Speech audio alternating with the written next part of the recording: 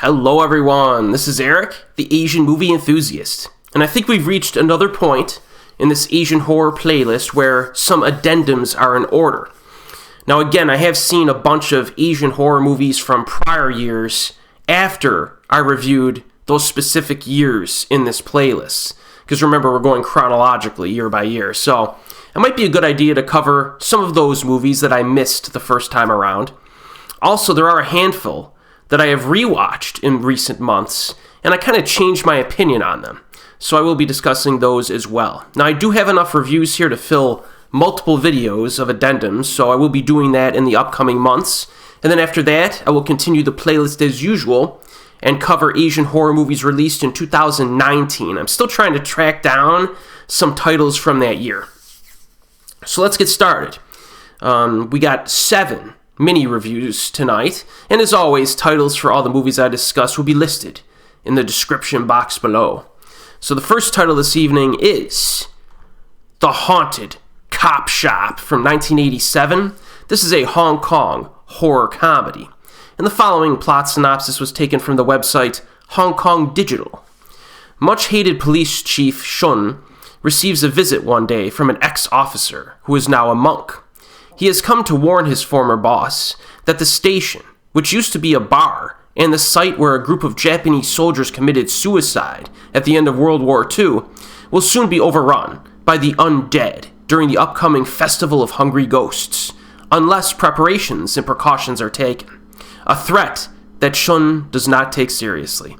Later that evening, bumbling cops Mackie and Chu have fun tormenting a thief whom they get to confess in a novel fashion, and supernatural shenanigans follow. So the first time I watched Haunted Cop Shop, I kept comparing it to Mr. Vampire, and it's kind of unfair because Mr. Vampire is awesome. So I gave it a lukewarm to negative review in this playlist, back years ago. But I did enjoy it more during a recent rewatch, and I'm very fond of the style of these Hong Kong genre benders from the 80s and 90s, and I feel like as we continue to move forward in time, like we're in 2024 now, the fact that we basically never really get movies like this anymore, it earns brownie points for me, because these are kind of a unique subset of movies, right? Now, the opening credits of this film have a pretty groovy song that plays over a montage of images from Hong Kong, mostly involving temples and people praying. And given that, theme of the montage, you would think it would be more of a somber mood, but it's actually quite energetic and fun to watch, and I quite enjoyed it. There's an interesting scene early involving a Grim Reaper type dude. He's got the cloak, and he's chasing a man who's been handcuffed to a chair. It's a pretty neat horror scene with a little twist. There are a handful of surprising moments in this film, actually, like when a man is turned into a vampire, and that plot thread resolves in a fairly unexpected way, as does the subplot revolving a master, like a martial arts or Taoist master who joins the crew and helps them fight the undead. So I give the film credit for a few little moments of surprise.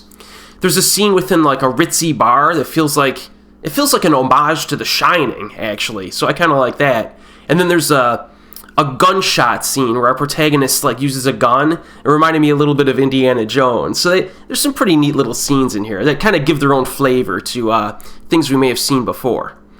Now, the vampires here are more westernized, for lack of a better term.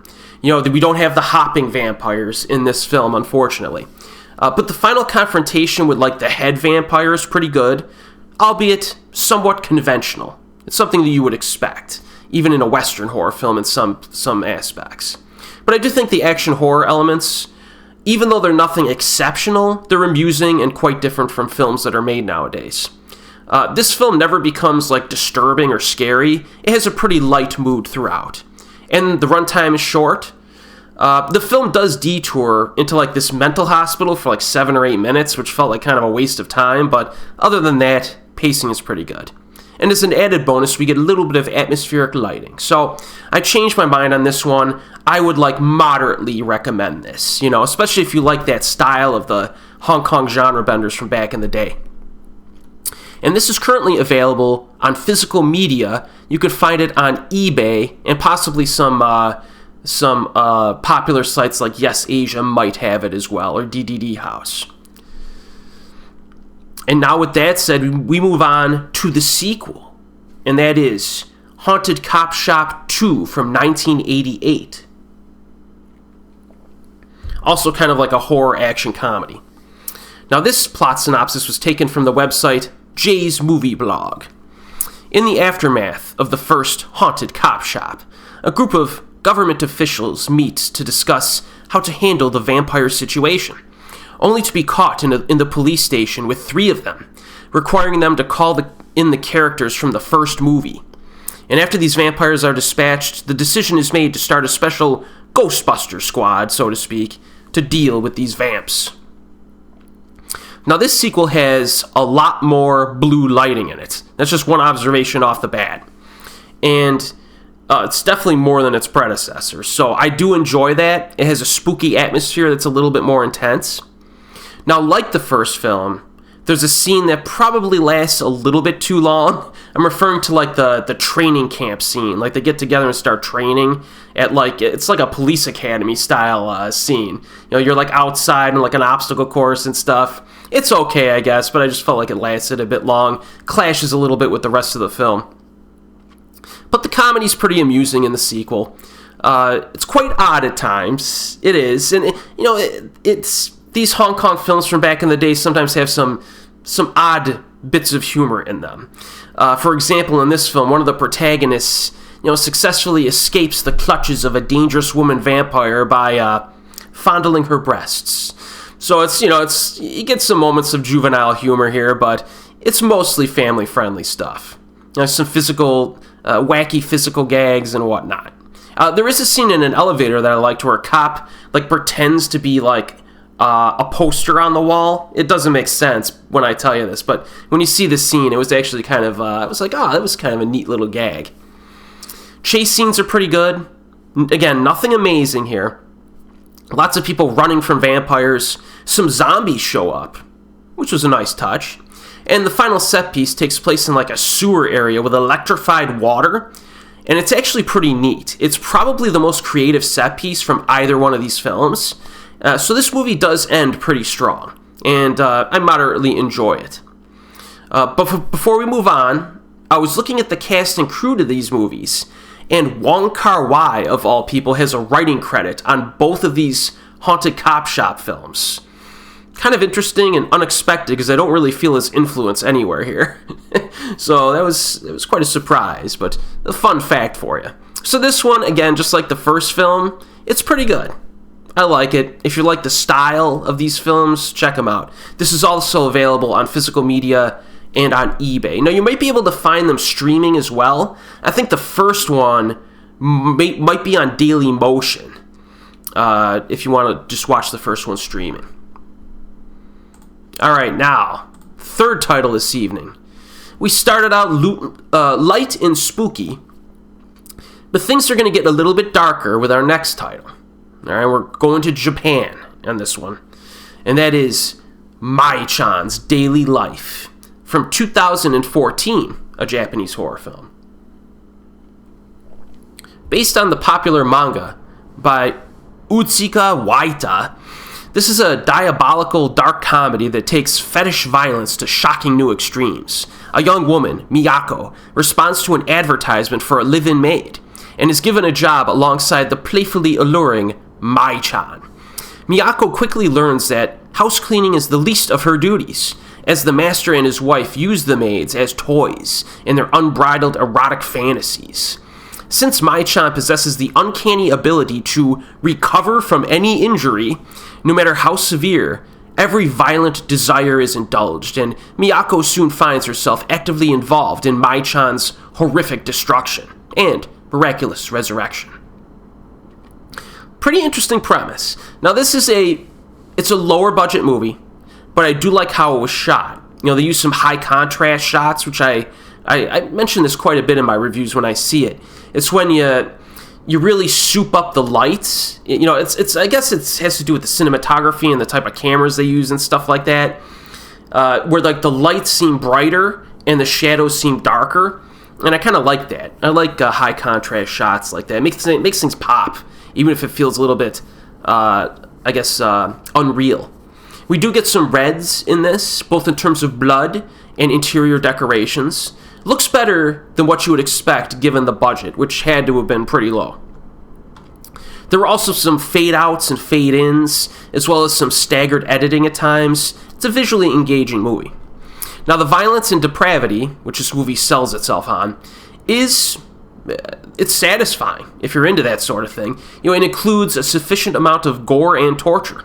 There is some dismemberment, disemboweling, etc.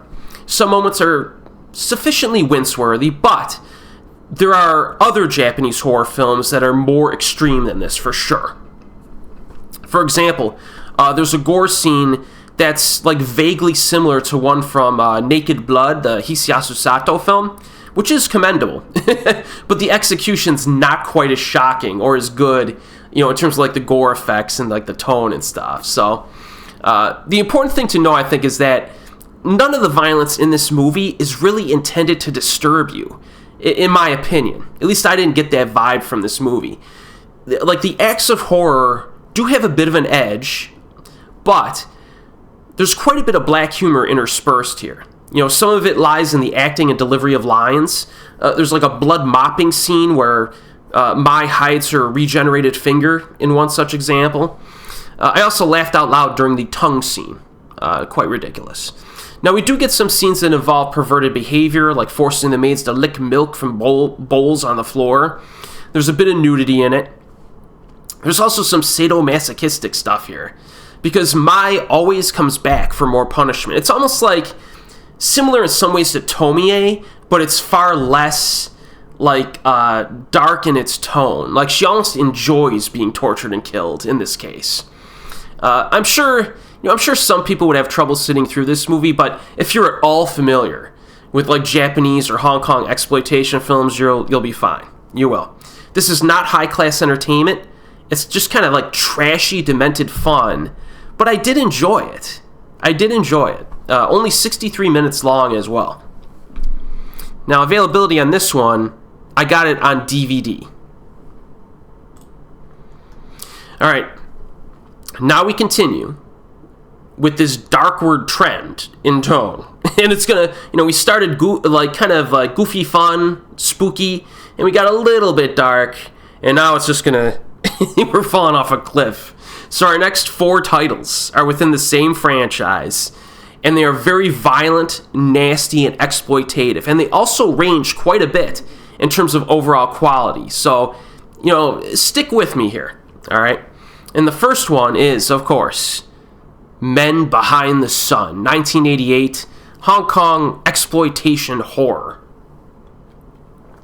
This film is a graphic depiction of the war atrocities committed by Japan at Unit 731, the secret biological weapons experimentation unit of the Imperial Japanese Army during World War II. A group of Japanese boys are conscripted into the Youth Corps. They are assigned to the Kwantung Army and are brought to one of the facilities serving Unit 731, which is headed by Shiro Ishii. Soon they are introduced to the experiments going on at the facility, for which they feel revulsion. The purpose of the experiments is to find a highly contagious strain of bubonic plague to be used as a last-ditch weapon against the Chinese population. Now, from what I've read, Men Behind the Sun is actually the first film to ever receive the Category 3 rating from the Hong Kong Motion Picture Rating System. If that's true, that's pretty interesting. And that's one of the films that almost demanded it. Now, this is a notorious film, and it pulls no punches in its attempt to disturb the viewer with graphic imagery that are based on real events. The torture experiments include like tearing the flesh off of a woman's arms after exposure to extreme temperatures, and the imploding of a man who is thrown into a hyperbolic chamber while inflicted with severe pressure. There are a few disturbing events that are inferred instead of graphically shown, which I won't get into.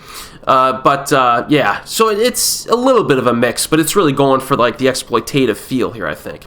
The director has stated that an actual dead body of a little boy was used in the autopsy scene that's shown in the film, which is pretty freaking disgusting. And one reason why this movie was banned in many countries up until recently, and I'm sure it's still banned in some. In another scene, a live cat's thrown into a room to be eaten by rats, but the director denies that the cat was actually harmed. So I kind of believe him. I mean, if you're going to admit you used a real-life corpse in one scene, you're probably not going to lie about a cat. You know? So yeah, there's some nasty stuff in this. Now, in terms of dramatic depth, the character development is non-existent, really, for the victims, because the filmmakers made the perplexing decision to shoot 75 minutes of soldier activity instead.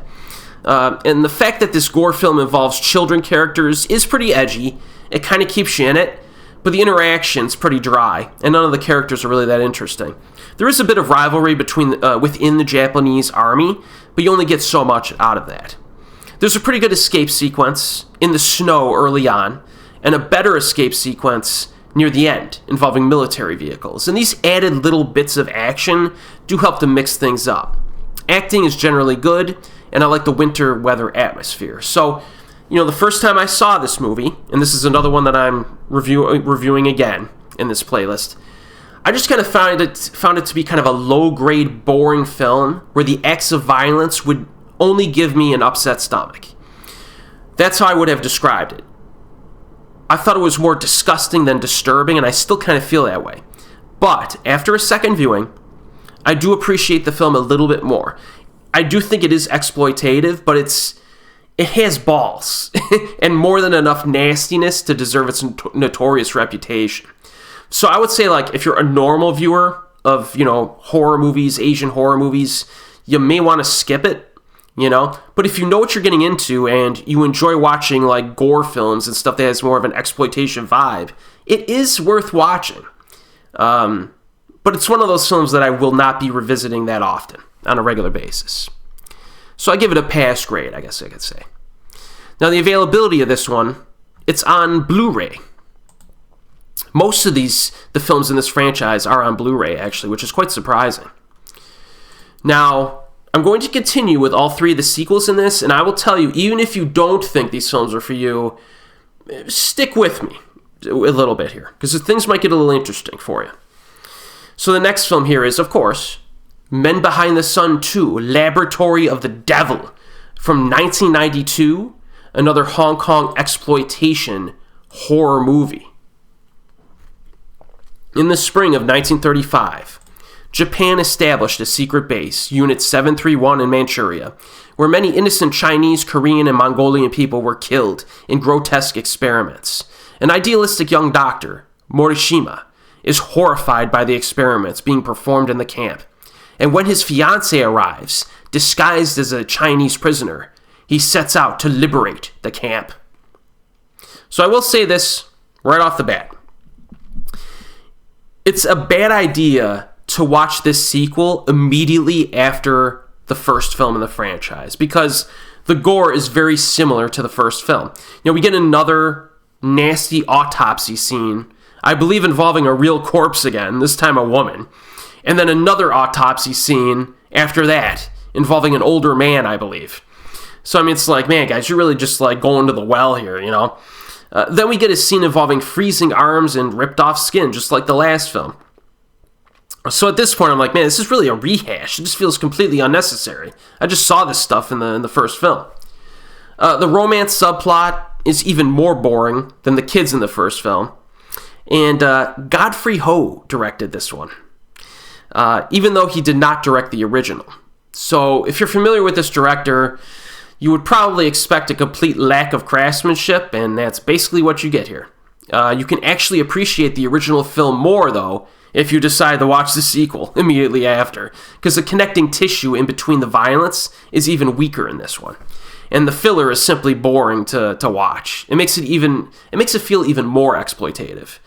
So I would say the second film, yeah, it has enough gore and blood to satisfy some gorehounds, but if you've already seen the first film, which is actually better than this comes off as like a pointless rehash with not much that's new. So I did not like this one.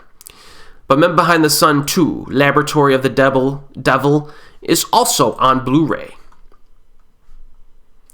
Now we go to the third film in the franchise, which is called Men Behind the Sun 3, A Narrow Escape, from 1994, a Hong Kong exploitation horror film, of course. Prior to Japan's hasty withdrawal from Manchuria, all evidence of Unit 731's existence must be destroyed. During the process, one of the soldiers gets infected by a deadly plague virus. With the contaminated soldier on board, the train that is supposed to bring them home becomes a biological time bomb aimed at the heart of the Japanese Empire. Sounds like an interestingly different premise, right? Well, this gets off to an underwhelming start. The opening credits are a direct rip-off of Superman. Yes, Godfrey Ho returns to the director's chair in his second attempt at this franchise, and as you might expect, the results are not so good. The film begins with some nasty footage from the prior films, but the evacuation sequence is engaging enough. Unfortunately, by the 30-minute mark, this movie settles into a run-of-the-mill drama that takes place mostly on a train with Japanese soldiers. One side character is a Japanese woman who tries to convince the army that their Chinese enemies are actually human beings, not just material for experiments. Some of the soldiers start having a conflict of conscience, but it's very ham-fisted, not that interesting. It also gets weepy and melodramatic at times. The entire film is really reliant on properly executing the dramatic element, which is quite weird for this franchise, but it's simply not compelling enough. Acting is pretty good, but most surprisingly, the gore in this is kind of lacking, especially when you eliminate the reused footage from prior movies. So, that's exactly what I expect from Godfrey Ho. Let's be honest. The most entertaining individual scene, I think, was an unintentionally funny one, where a soldier kicks an old lady. I would say don't even bother watching this. You could skip it. If you do want to watch it, though, it's available on Blu-ray. Now, hopefully you're still with me, because the final film we're discussing tonight is the best of the bunch. It's better than any movie we're covering tonight, believe it or not. And that is Men Behind the Sun 4, The Nanking Massacre, also known as Black Sun, from 1995, Hong Kong exploitation horror. This movie does not have a central storyline, though it does follow individual members of a Chinese family during the Nanking Massacre. The movie begins after the Japanese have captured the city and begin to clean up the city, basically. Homes are broken into and burned, the residents killed and assaulted. Bowing to international pressure, the Japanese government has agreed to establish refugee safety zones, only to violate the agreement at their whim, knowing that there is no force that can really prevent them from doing so. And as a result, they regularly enter the refugee camps, kidnapping women and executing Chinese policemen and suspected soldiers. So Mao Tun-fei returns to the director's seat for the second time in this franchise, and this is the guy who directed the first film.